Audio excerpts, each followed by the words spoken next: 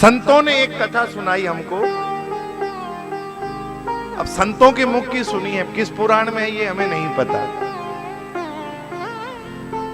एक बार नारद जी बैकुंठ गए।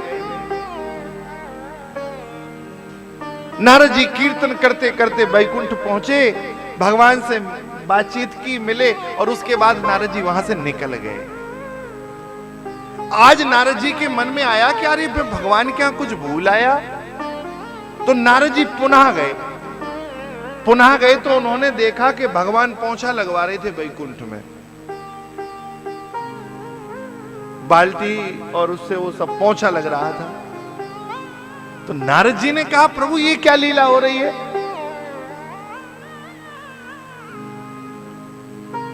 तो बोले नारद, एक अपवित्र व्यक्ति आ गया था बैकुंठ में। नारद जी ने कहा अपवित्र कौन आया। अरे बोले एक निहुरा आ गया था। निहुरा मतलब एक ऐसा व्यक्ति जिसने कोई गुरु नहीं बनाया, तो बैकुंठ थोड़ा अपवित्र हो गया। बोले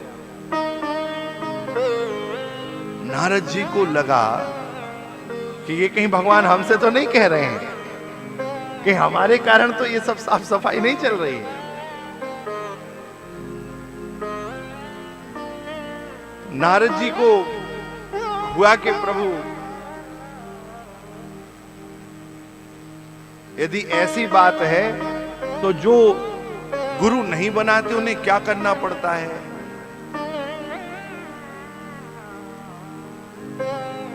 बोले उनका कल्याण नहीं होता, जाओ पृथ्वी पर कोई गुरु बनाओ।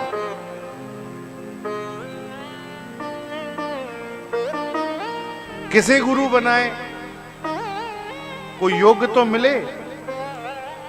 तो बोले एक काम करो, पृथ्वी पर जाओ, जो सबसे पहले टकरा जाए उसी को गुरु बना लेना।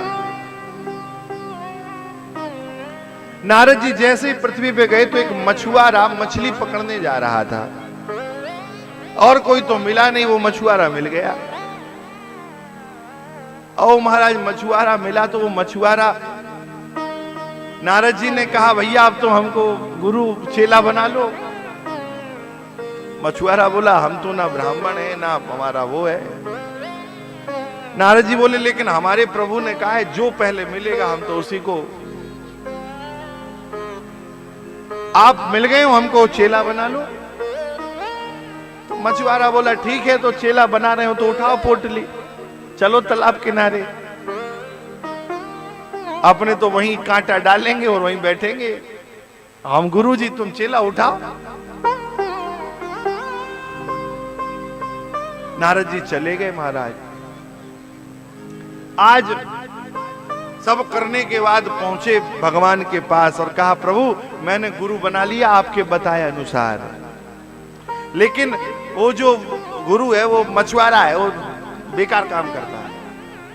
अब मछुआरा कोई और नहीं था, भगवान, भाई भगवान लीला रच रहे थे, भगवान खुद मछुआरा बन के आए थे। अब नारद जी का गुरु कौन हो सकता है।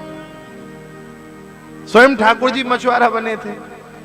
भगवान ने नारद जी से कहा कि नारद जी तुम अपने गुरु में श्रद्धा नहीं रखते, तुमने अश्रद्धा पूर्ण उनके प्रति वचन कहे, तो नारद तुमको 84 लाख योनियों में भटकना पड़ेगा। अब 84 लाख योनियों में जन्म होगा। नारद जी तो चरणों में गिर गए, बोले महाराज हमारी तो दुर्गति हो गई, 84 लाख योनियों में इतनी बार जन्म लेना पड़ेगा, इससे छुटकारा कैसे होगा। बोले गुरु बताएंगे ये रास्ता भी, जाओ वो मछुआरे के पास जाओ। पुनः नारद जी आए। नारद जी ने कहा महाराज कैसे हमारा कल्याण होगा, हम तो आपकी श्रद्धा नहीं कर पाए तो ये हो गया हमारे साथ, 84 लाख योनियों में भटकना है, कैसे कल्याण होगा, हमें तो समझ में नहीं आता, श्राप लग गया हमें तो, अब आप छुटकारा दिलाओ। तो मछुआरे के रूप में भगवान थे, उन्होंने कहा कि एक काम करो, पुनः जाओ नारद जी भगवान के पास और उनसे कहना महाराज जरा एक लिस्ट तो बना दो 84 लाख योनियों की, 84 लाख योनियों की बना दो लिस्ट, सब लिखवा लो। और युक्ति बता दी।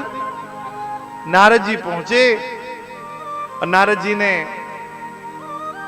कहा कि प्रभु 84 लाख योनियों में जन्म लेना है तो सारी योनियों के नाम तो लिख दो, जरा लिस्ट तो बना दो एक पूरी।